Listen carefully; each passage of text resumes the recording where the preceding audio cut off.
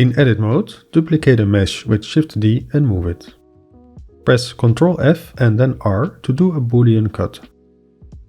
You can also add other meshes in edit mode, or duplicate a face, extrude it and use that as a cutter. Enabling swap after the Boolean operation can be useful. In case it doesn't work, try a different solver. You may need to recalculate the normals. To make it obvious when normals are flipped, turn on face orientation in a fresh scene and save the startup file. In Preferences, give face orientation back a festive color and increase the alpha. Decrease the front alpha to 0. Check out the Greeble workshop Lino did at PCon for a great demo of this technique.